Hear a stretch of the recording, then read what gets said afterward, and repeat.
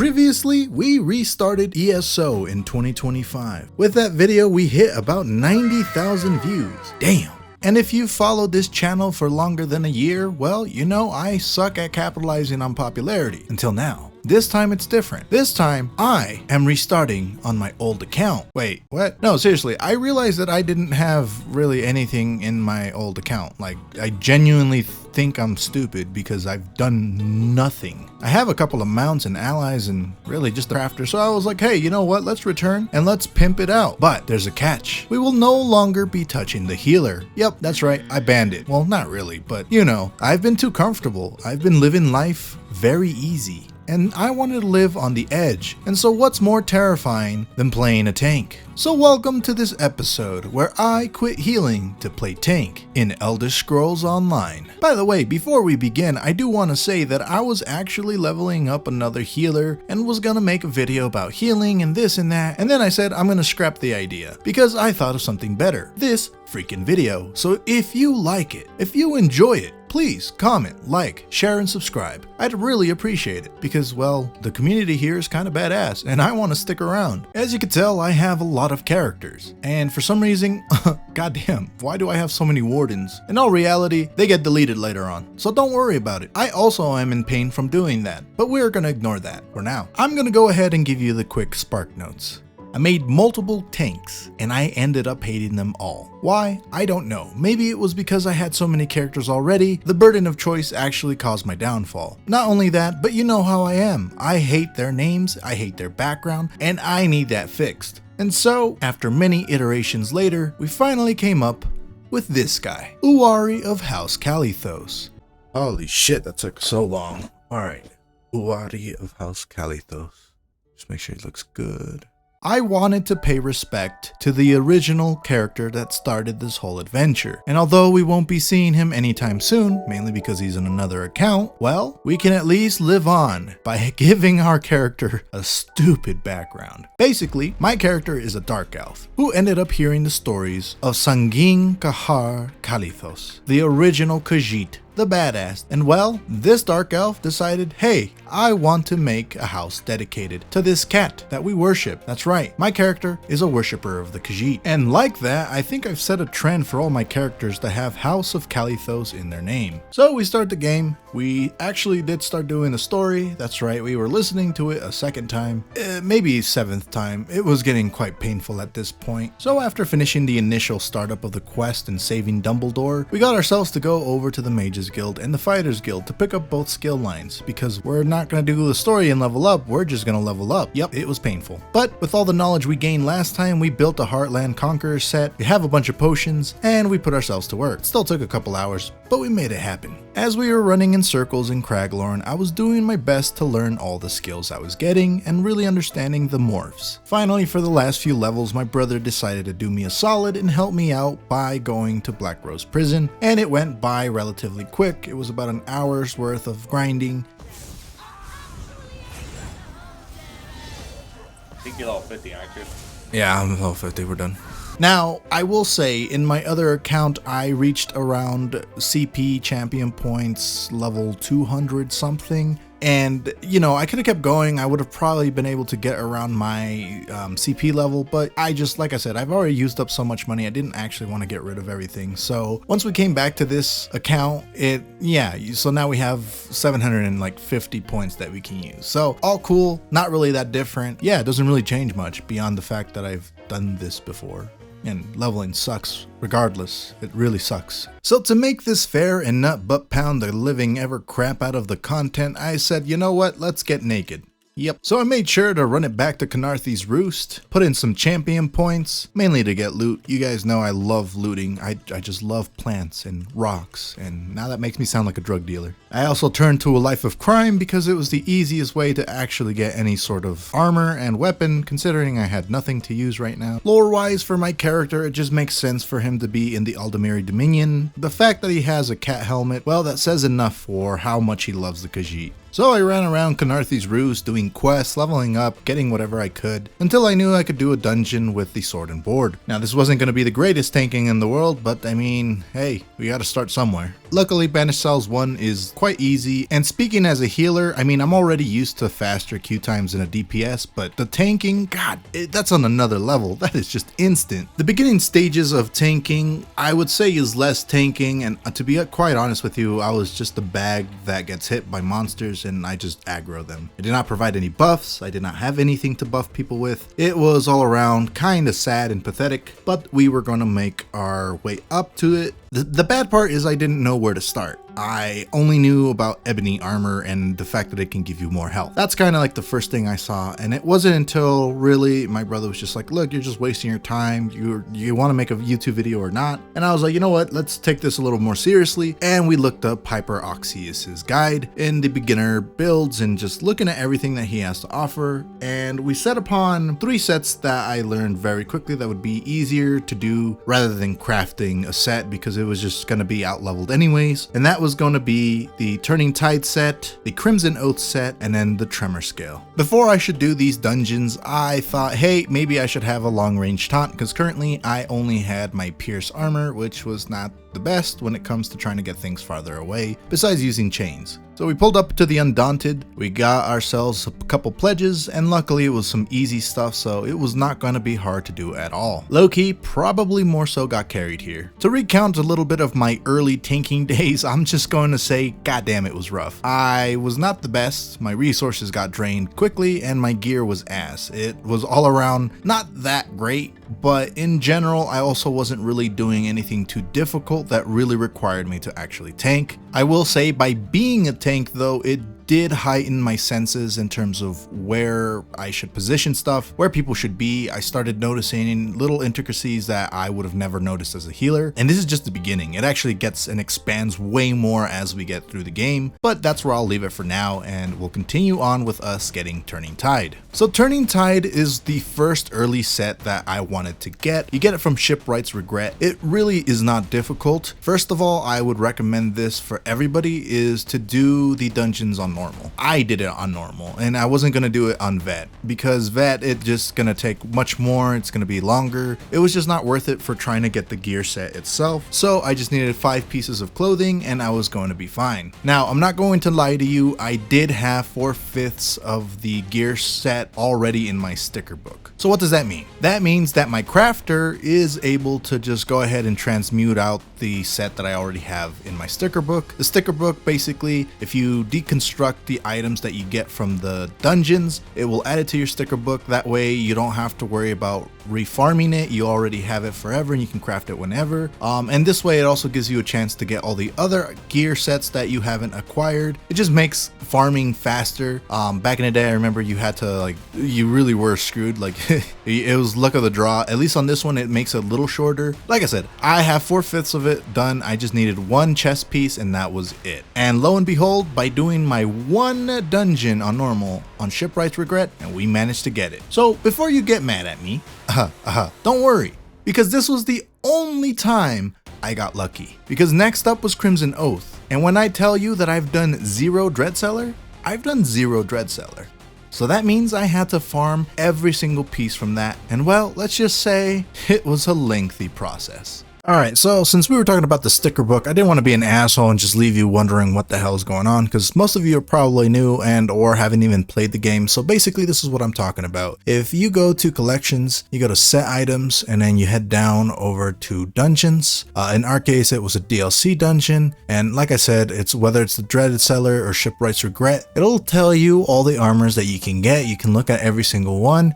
When you actually collect it and it drops, you can deconstruct it and it gets added into your sticker book. So what that means is that there's less of a chance of these being dropped anymore, and so that way you can gather the rest of the items. And so you get one of these guys, a transmute station. Basically you just click it and you can transmute something. So whether that means you can make it into a different trait, that's what it would do. Or if you don't want to transmute it, you can reconstruct it, because if, say for example, you just deconstructed a piece that you got, doesn't have anything you need. So say for example, I want to get Shipwright's Regret, the chest piece down here for Turning Tide, and say I want it as reinforced. I don't have reinforced research, so that's my fault. I have to get that next. And actually, I actually do have to. And so say for example, I want sturdy, and then you want to increase its quality. Now you can craft it. It's going to cost 60 transmute coins, which of course I have 472 now. And so that's what that whole thing is. Hope that helps. Don't expect this to be a YouTube channel that goes into depths of all this crap. There's plenty of people who know way more than I do and who do excellent videos on this stuff. I'm just not the kind of dude that likes making content for that. So just warning you in advance, you're here for fun, not here to learn. Haha. At the moment, we haven't had that, so it's I'm really trying to learn this shit. I ain't gonna lie. This is on hard mode too. I don't even need to learn that, but just in case. Yeah, so part of being a tank is actually sitting down and taking a step back and not just rushing into something without really understanding the mechanics of the dungeon. This is partly because you are the centerpiece to the group's success. If we're doing a veteran dungeon and you're being a dumbass tank and doing a horrible job, it's gonna be shit for everybody. Unless it's one of the easy dungeons, in which case you know you don't even have to have a tank or a healer. But for the most part, almost all these newer ones, you're gonna have to actually try. And so part of it is sitting back, learning it via YouTube or reading it, and just understanding the mechanics that come along with being a tank. I like it. Personally, it taught me the most. Being a tank, you have to set away your ego. It cannot be in the way because you have to learn, and most of this is going to be learning from others. And if you're too stubborn to do that, then you're not meant to be it. Perhaps DPS is your role. But truly, I think that it teaches you the most if you take it seriously. It could be a rewarding experience, and then you can drop that knowledge on others when they don't know how to do anything in the dungeon, and then you lead them to glory. Everybody's happy, and you never felt more amazing. Cool, with that big ass monologue out the way, the Dread Cellar. I have a love-hate relationship with the Dread Cellar. First of all, I honestly started with 0 on this one. I've never done it, and so I had to farm every piece. And goddamn, it took a while. Mainly, I needed jewelry pieces. Secondly, the weapons. And lastly, although not mandatory, I did want to complete the Dread Cellar once on veteran. So how was my experience as a tank? Woo-wee! Goddamn. First of all, I really learned the most about other people. I learned that you can have amazing healers, and I learned that you can have very much a lot of fake healers because it's normal run, but sometimes these fake healers also end up sandbagging themselves and they're actually not as good as they think, and so they kind of bring the whole damn team down, if anything. I learned that sometimes DPS can be obliterating the shit out of everything, whether it's a group that they just know what to do, they're veterans and they're clapping cheeks, or it's a group that's never done the damn dungeon once in their life. One thing that I have noticed from a lot of DPS, and very rarely do I see this, and when I do, I notice that it's always like the more pristine, more epic players. The positioning, just what the hell, man? The amount of DPS just running around like little insects just everywhere, just moom, swerving. I'm like, dude, there's really at no point that much of a situation where you have to move that much. And when there is one situation, because there is a boss here that I think it's like the second boss, it basically spawns fire and you just have to move a little bit to just not hit the fire. By God, everyone is just zooming everywhere, trying to dodge the flames and dodge this and dodge that, and they're just hitting things and dying, and I'm just like, what is going on? So that's something I learned as a tank. It's insane to see. You really learn a lot, and I have to give it to myself where it just gives you such a big situational awareness that I haven't had previously, and I'm sure it will help out when I'm doing healing, because now I really know how to position myself much more. And who knows, maybe when I try DPS, I'll see whether I, succumb myself to being the foolish little ant that just runs around everywhere, or gonna be the Chad Shrimp who actually does everything perfectly. We don't know. We'll see later down the line. As for my tanking, it really improved the longer it went on. The more experience I kept having with the same dungeon over and over, I really started to learn where things spawn, what to pull, when to use my resources, when to shield, when to move things, noticing what, teammates will end up being useful and which ones might need a little help along the way, or realizing that, hey, I wasn't going to get etc amount of pieces from people because some people just, leave the group instead of offering to help the tank, which I have a lot to say about that. I personally think that if your tanks ever at any point ask for gear because they're trying to gear up a tank, please be nice to them and possibly offer it up. even if you know, ask if they can pay or something. But I was more than willing, and honestly would have just helped out with the process. You know, you want to build and foster a community. You don't want to just keep having, you know, this selfish ideology, because it just ends up slowly killing the game off when you're trying to get people to really be invested in it. Luckily, I know how it goes, so I didn't care. Either ways, it was what it was. I managed to get some pieces. Some people were nice. Some people helped me. I met some friends, and I got some guild members to help me out when I needed it. You know, it is what it is, and I really appreciated everybody who did that. It was a good time. The other thing I wanted to talk about was the fact that you definitely want to make sure you farm up the abilities you need as your tank. For a good chunk there, I actually didn't really have a good ult. I was using the Dragon Standard, whatever it was, the little flag thing that you drop down. And to be honest, I needed Barrier and Warhorn, but I hadn't done any PvP. And so when I did go and did PvP, it was brutal. It sucked ass. I used the money that I had been gaining to just buy some Colovian Wartorts, just kept popping them and just going into battlegrounds and just farming that up until I got it. And by God, it makes a difference. You go from like not being able to really save your team. Yeah, I can use Turning Tide to debuff my enemies, you know, splash them with a little splashy water and make them lose a lot of armor and whatnot, and you know, they can die faster. But in terms of like saving my team, I didn't have anything like that. I didn't have an oh shit button, and now I did. I had Warhorn and I had Barrier, which just, you know, just throw that thing out and everyone has just unlimited amounts of shields. If you die through that, I mean, I don't know what to tell you, but honestly, yeah, it's the abilities you want to make sure you have them, because goddamn, it makes a difference. The one thing I haven't had yet was scribing skills. It's next on my list. I really want to get it. I want that shield throw, and I think it will be helpful down the line. So yeah, I spent a couple of days farming. Every time I farmed, I would always type the same message, or at least similar messages, being like, hey, looking for Crimson Oath,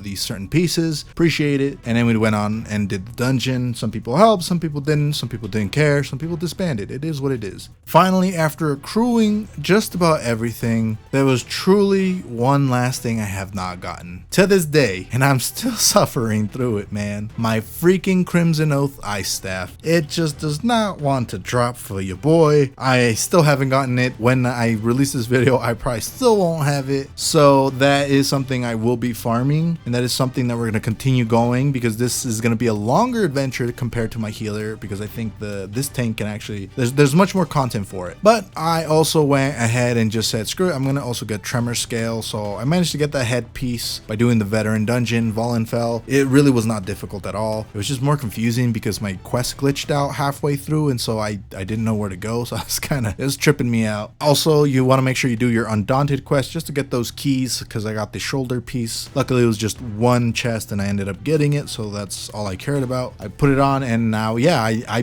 basically almost have a complete tank. There's only a few things I need left on it, but with that said, I do want to say I wanted to complete the Dread Cell on Veteran, and so I'm just gonna go over the video. Here it is. Cool. Right off the bat, I have to say that Veteran hits hard. I mean, that was something that I should have honestly expected. I just didn't realize how much more hard they hit. We still managed to get through a lot of the trash mobs easy peasy, really wasn't an issue. Our first boss, well, here's where we had one slight problem. So basically what you're supposed to do as a tank is you're supposed to make that spider turn around and look at you. You essentially then DPS it until it runs into a portal and teleports all around the place, and then at that point it summons a pillar, you destroy that pillar and you keep hitting the spider. Now DPS and maybe, who knows, maybe tank a little bit. I kind of try to aggro some of the melee ones, the little big dudes that kind of just either spread out fire or attack you, so they're supposed to be taken out as fast as possible to then focus on the boss, because if you have all of them all together, it becomes a clusterfuck, and then as you can see, we die. So we obviously wiped. Luckily, this is only a 2-rounder, so it really was just right after that we mentioned it. By the way, Xerxes here ended up being one of the healers that I met during the dungeon who was helping me, and he was willing to help me out, so appreciated him. But yeah, he also helped out with kind of explaining mechanics. So basically, yeah, it was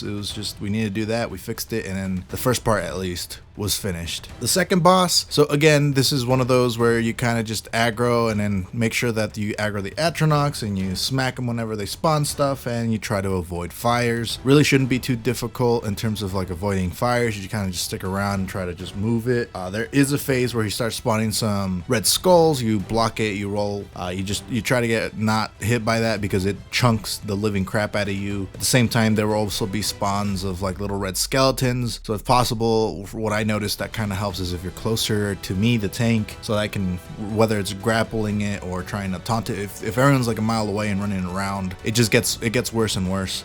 Even though we had one person die, we still managed to succeed through that, and so that was rather the easiest boss so far. Now, of course, thirdly, the final boss of this dungeon. This thing hurts. Damn. It hits like a truck, and I was not expecting it. I will say that we were wiping quite a lot. Partly some of it was also really my bad. What I should have done is I should have kited the boss a little bit more towards the gate so we'd have a faster reaction towards getting into our gates, and then killing that little pillar before, you know, it just gets eaten up by the spider. We die. People were dying left and right for whatever reason, so some of that stuff could have been avoided. You want to get them away from the fire tornadoes. Those things hurt really bad. At the same time, when those little goblin creatures spawned, what a lot of the times the DPS were doing, even though maybe I could have pulled in some of them, they were ignoring it, and so they started piling up, and after a while those little imps were just destroying my team. So of course, after a couple of tries, you're gonna have people who quit. This is gonna happen. It's gonna happen a lot. If you've ever done any kind of dungeoning and it's just not going well, people will just leave and everyone is slowly just disbands and breaks. There's a couple dungeons I call the pub breakers, and I would say this one could be one of them. It just really depends on if everyone knows their roles. So I basically had to go into my guilds and find somebody. Luckily this time the guild member from Huckleberry, they came out clutched and they were willing to help. We also got twerked on. Isn't that fun? So even though homie was there trying to vibe with us, after we died another time, he also left, and so we were down another man, and so we needed to find somebody else. Luckily we're just missing DPS, so it's not too hard to find. And once Xerxes managed to get his buddy to come in, we just tried it again, got wiped one more time, but I felt very confident at that point, and I was like, I could do this, I could freaking do this, and we finally did it, and we completed the Dread Cellar in veteran mode. If you like this video, guys, please comment, like, subscribe. I know the previous one exploded, and I hope you guys all love this video as well. I do plan on doing a damage dealer, so if you guys want to see me DPS, please comment down below. What is your favorite DPS class? What would you like me to try? It's gonna be one hell of a challenge because I've never DPS'd, and truthfully I probably will be the worst, so it's gonna be the biggest challenge so far. But with the experience that I've gained from tanking and healing, there's much more I can do with that stuff. But so far it's just been, you know, it's taught me a lot, and I think when I go to DPS I am very curious to see how I will do. Until next time, everybody, Johnny Shrimp is out.